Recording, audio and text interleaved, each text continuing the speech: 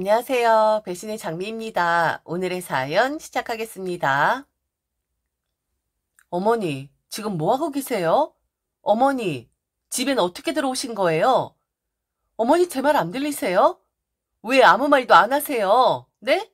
집엔 어떻게 들어오셨냐고요? 뭐가? 아니, 내가 아들 집에도 못 들어오냐? 네 허락받고 들어와야 해? 더러워서 원. 뭐가? 지금 간다. 간다고! 후다닥 뒤도 안 돌아보고 도망치듯 가던 시어머니. 저는 그날 저희 집 도어락을 바꿨습니다. 그리고 그날 이후 남편은 집에 못 들어오고 있고요. 이 싸움은 아마 이혼으로 결론을 맺게 될 겁니다. 그런데 저는 좀 더 괴롭혀주고 싶어요. 몰래 우리 집에 들어와 안방에서 뭔가를 찾으려고 했던 시어머니. 그리고 도둑질을 하려고 한 게 분명한데 그걸 방관하고 비번을 알려준 남편을 저는 용서할 수 없고 괴롭힐 수 있는 데까지 괴롭혀줄 생각입니다. 무시로 일관하면서 말이죠. 결혼을 하고 지금의 집에 살기까지 저도 그렇고 남편도 그렇고 고생을 많이 하긴 했었습니다. 내 집 마련한다는 게 정말 쉬운 건 아니잖아요. 매일같이 여기저기 아파트를 분양한다는 말은 많고 높은 건물들이 올라가긴 하는데 왜 저 중에 내 집은 없는 걸까? 도대체 저 사람들은 어떻게 저 집에서 살 수 있는 걸까? 열심히 한다고 하는데 당최 저런 집에 살려면 얼마나 더 노력을 해야 하는 거지? 우리의 노력은 저들의 발끝에도 따라가지 못하는 것인가? 라는 생각을 했던 적이 있었습니다. 이런 현실이 슬프기도 했었고 성인으로서 아직도 부모님의 도움을 받고 있는 저희들 처지가 한탄스럽기까지 했었죠.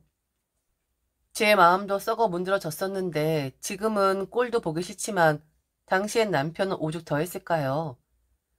더군다나 장인어른 장모님 명의 집에 살고 있는 남편 입장에서 하루하루가 어려운 생활이긴 했었을 겁니다. 결혼할 때 돈이 좀 있긴 했지만 남편은 제게 조금만 기다려 달라고 했었습니다. 한 1년만 더 놔두면 거의 대출 없이 집 한 채 마련할 수 있을 것 같다면서요. 주식을 하고 있었던 남편은 결혼 당시만 해도 상당한 돈을 가지고 있긴 했었어요. 모든 돈이 남편의 돈은 아니었었습니다. 제 돈도 함께 들어가 있었거든요. 저희 같은 일반 월급쟁이들이 목돈을 만질 수 있는 길은 주식, 그리고 로또 말고 또 뭐가 있겠어요. 까먹지만 않고 현상 유지만 하면 1년 뒤에 집 한 채 정도는 마련할 수 있겠지.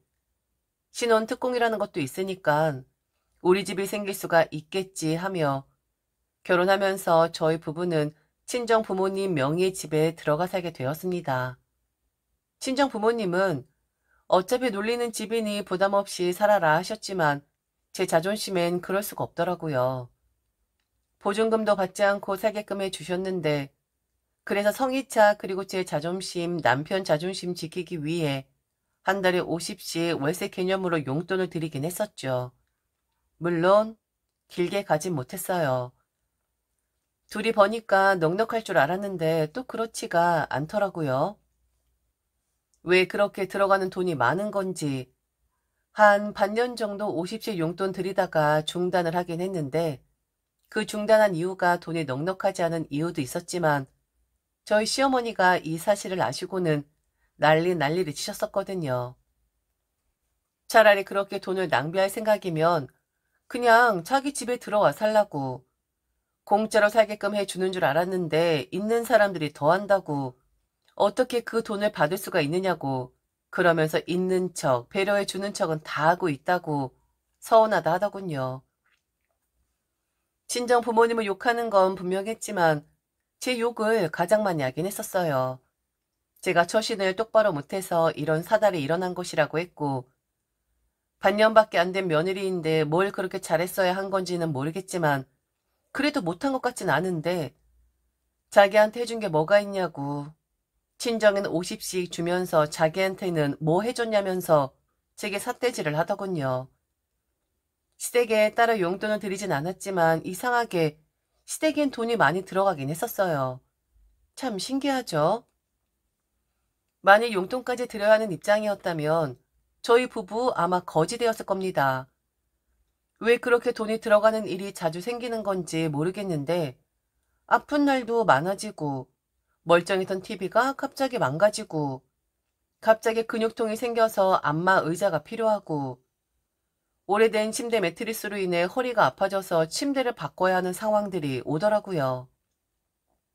시댁에 따로 용돈을 챙겨드리지 않는 것에 전혀 신경을 쓰지 않았던 건 네, 이렇게 돈이 많이 들어갔었으니까요. 그런데 해준 게 아무것도 없다고 제 친정에만 용돈을 챙겨드렸다고 제게 시뻘건 눈을 하며 욕을 하더군요. 시어머니의 제게 향한 핀잔은 저뿐만 아니라 남편에게도 스트레스가 되긴 했었나 봅니다. 소변 보는데 힘이 든다고 해서 찾아간 병원에서 남편은 과민성 방광이라는 진단을 받게 되었습니다. 방광염이 아니었기에 염증 치료약을 주는 게 아니라 이 병은 순전히 스트레스가 원인이라 하더라고요. 심신을 안정시키는 약을 받았는데 남편의 증상은 나아지질 않았죠. 침대에서 한 번의 실수와 신경이 예민해질 만한 회의를 하는 도중 소변 실수를 한 남편은 결국 성인 기저귀를 차는 형국까지 가게 되었었습니다. 안타깝더라고요. 남편의 과한 스트레스는 저를 향한 시어머니의 힐난도 한몫했을 것이고 그리고 당시에 주식에 말도 안 되게 폭망을 해버렸기에 더 그랬을 겁니다. 자존심 하나로 살고 있었던 저였는데 결국 저는 친정 부모님께 손을 벌릴 수밖에 없었어요. 당시에 살고 있던 집도 나름 괜찮긴 했었는데 당시에 그 주변에 외국인 노동자들이 많이 입주를 하는 탓에 치안에 문제가 생겼었거든요. 한밤중에 경찰들도 많이 왔다 갔다 하고 그리고 소란스러운 일도 생기고 친정 부모님과 첫째 오빠에게 부탁을 좀 했습니다. 돈을 좀 빌려달라고 말이죠. 무리하게 대출을 끼고 저희는 이사를 결정했는데 아무리 머리를 굴려봐도 당시의 대출금 이자를 감당할 수가 없을 것 같더라고요. 대출금을 최소화하기 위해서는 친정 부모님의 도움을 받을 수밖에 없었는데 시댁에 들어가 사는 건 죽을 만큼 싫었고 솔직히 욕심이긴 했었지만 언제 어떤 사고가 생길지 모르는 그 동네가 싫은 것도 있었습니다. 그리고 제가 험한 일을 당할 뻔했었던 것도 있었고요. 이건 기억을 하기 싫어 따로 언급을 하진 않겠지만 살면서 그런 공포는 처음 맛보는 것이긴 했었습니다. 원래 그런 동네가 아니었었는데 갑자기 무법천지가 되어버려서 결국 저희를 떠나보내려고 하더라고요. 다행히 친정에서 돈을 좀 해주셨고 무리가 아예 안 되는 것은 아니었지만 그래도 그나마 숨통이 끊어질 정도는 넘긴 상태에서 저희는 이사를 가게 됩니다. 이사를 가겠다고 마음을 먹고 그나마 나은 환경의 집을 구하자 남편은 성인 기저귀를 벗어날 수가 있었어요. 그게 다 마음의 짐이었었나 보더라고요. 이사를 간다고 했을 때도 기저귀를 찼어야 했었던 당신 아들의 처지를 이야기하면서 좀 더 빨리 해결을 안 한 저를 은근히 탓하더군요. 정작 자신은 해준 게 아무것도 없으면서 말은 가진 게 없어서 아무것도 못 해준다. 그게 미안하다 말을 했었지만 나중엔 아무것도 없는 시댁이 처지이기 때문에 해주지 않는 것이 타당한 것이라고 말이 바뀌더군요. 넉넉하지 않은 시댁이라 바라는 것은 없었지만 그래도 그리 말을 하니 서운하긴 하더군요.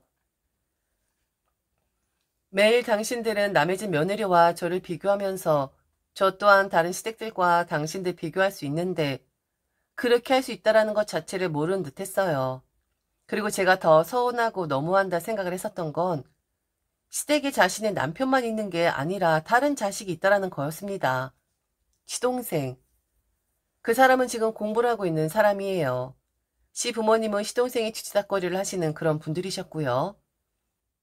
뭔가 공부를 해야 한다면 저는 우선 노량진부터 생각이 들긴 합니다.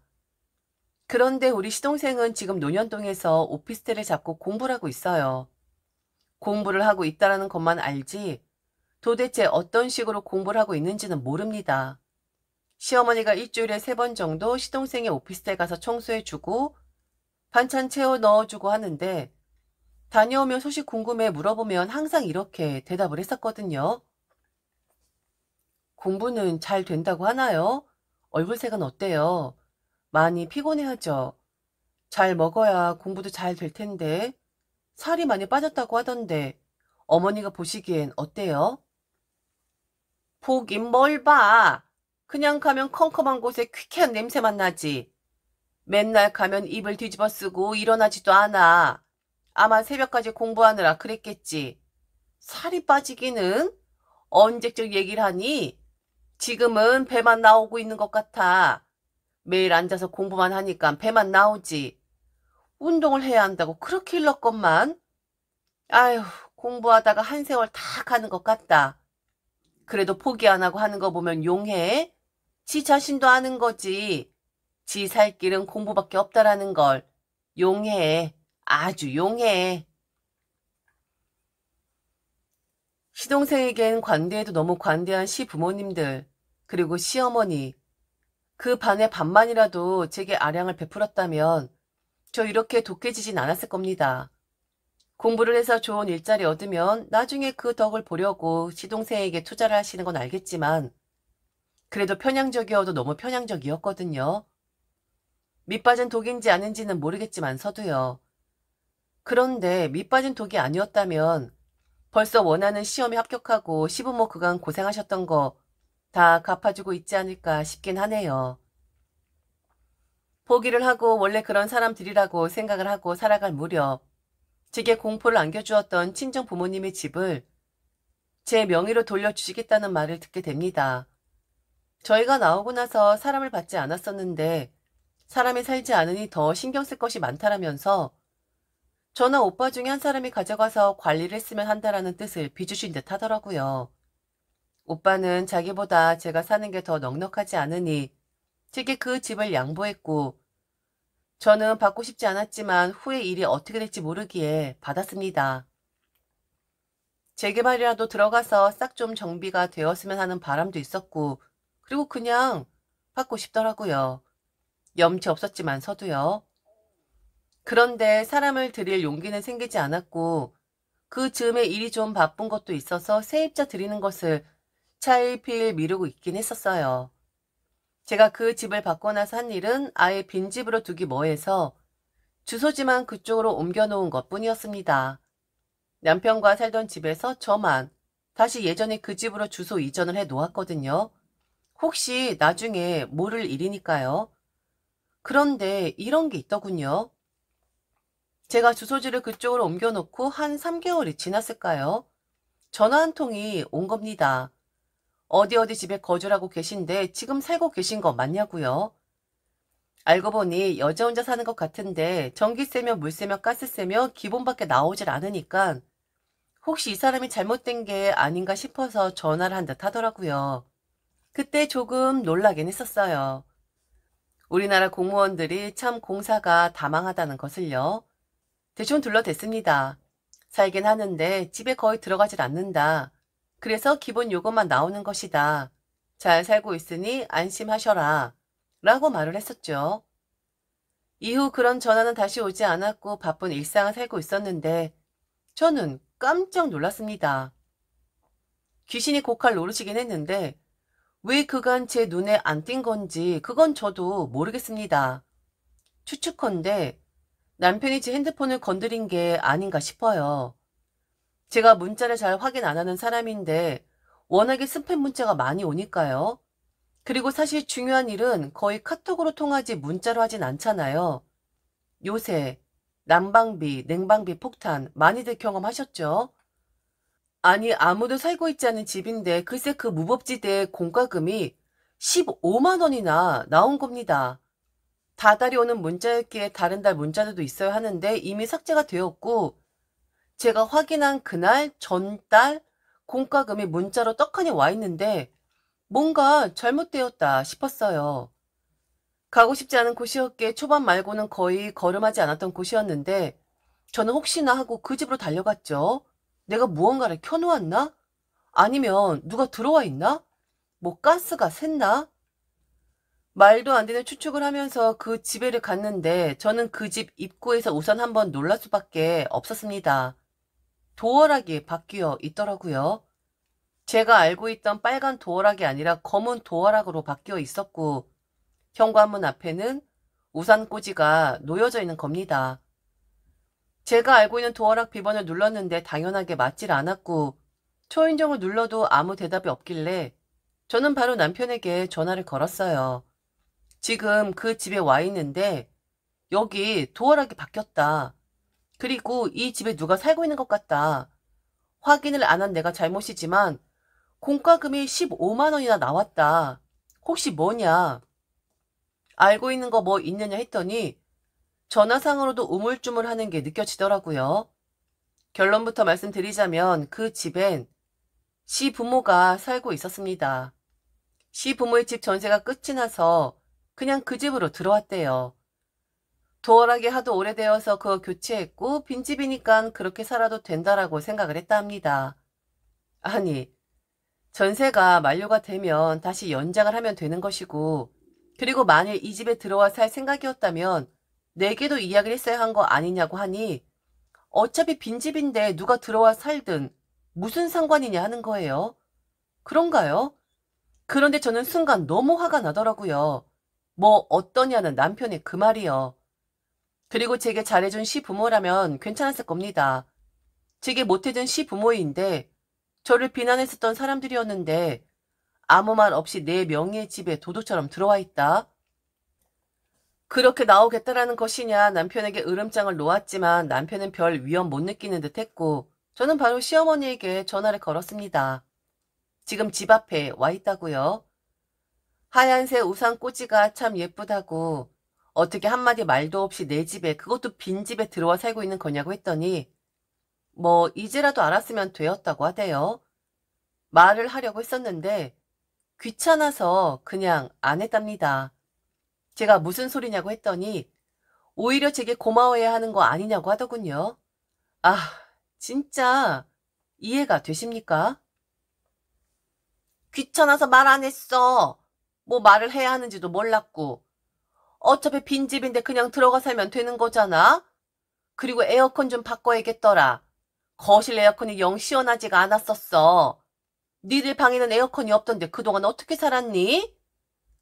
불편한 게 이만저만이 아니지만 그래도 참고 살고 있었는데 이미 네가 알아버렸으니 뭐 해줄 건 좀 해줘야겠다. 시부모의 집뺀 돈은 앞으로 얼마나 더 공부를 해야 할지 모르는 시동생 뒷구녕에 들어가야 해서 그리고 용돈 한 푼 안 주는 아들 부부로 인해서 먹고 살아야 하니까 생활비로 써야 한다고 했습니다. 오히려 제게 고마워해야 한다는 시부모. 지금 당신들이 제 집에 들어가 사니까 돈 달란 소리도 안 하는 것이고 아쉬운 소리도 안 하는 거라고. 어차피 빈집이고 아무도 들어가 살기 바라지 않는 빈집에 자기들이 들어가 살아주니 고마워해야 하는 거라고 오히려 제게 큰 소리를 치더군요. 그리고 귀찮았대요. 제게 말을 하는 게. 이런 대접을 받고 삽니다. 저만 이런 대우받고 사는 거겠죠. 저는 바로 열쇠점에 전화를 해서 도어락을 바꿔버렸습니다. 그리고 출장비 포함 거금 30을 들여 저 외에 그리고 그 자물쇠를 달아준 본사 외에 열 수 없는 자물쇠를 하나 더 걸어 잠궜습니다. 그리고 그날 저녁에 집에 들어갈 수가 없다고 저희 집에 쫓아온 시부모에게 네 집인데 도둑이 든 것 같아 도어락 바꿨고 자물쇠도 하나 더 걸었다고 말했어요. 얼른 문을 열어달라고 하는데 그냥 모르쇠로 일관했습니다. 어디 한번 해보자고 어떤 결과를 불러일으킬지 네가 아무것도 모르고 이런 일을 벌인 듯한데 자기들도 가만히 있지 않겠다고 하더군요.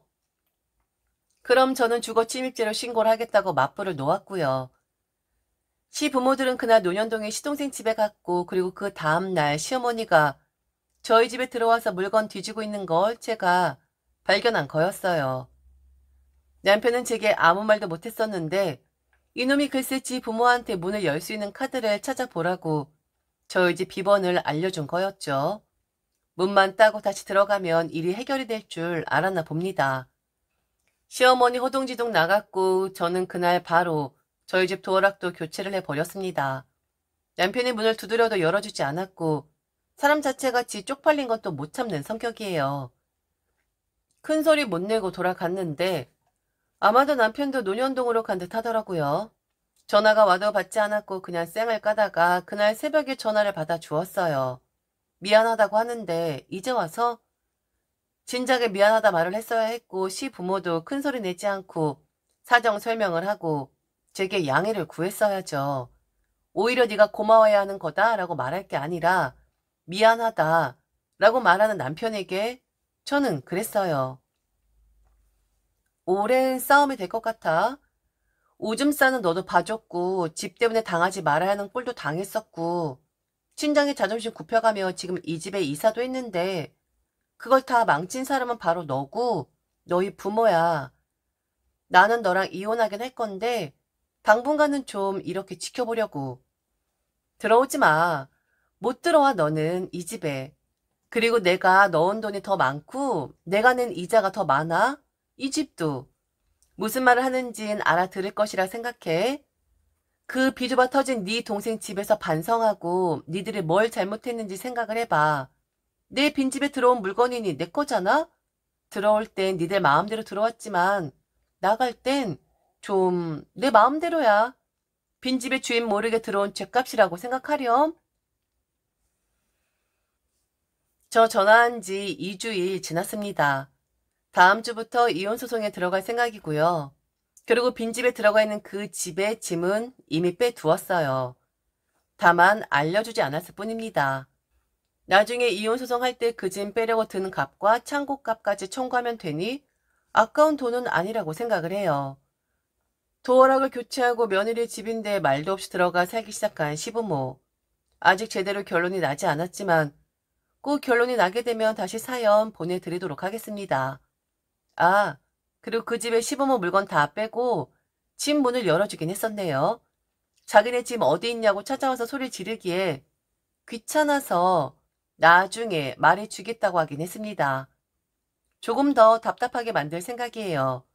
어차피 남들 사람들이고 원수된 것이나 다름없는데 아량 베풀 필요는 더 이상 없는 거니까요. 빨리 해결하고 마음 추스리고 꼭 다시 사연 보내겠습니다. 들어주셔서 감사합니다, 여러분. 지금까지 들어주셔서 진심으로 감사합니다. 이상 배신의 장미였습니다.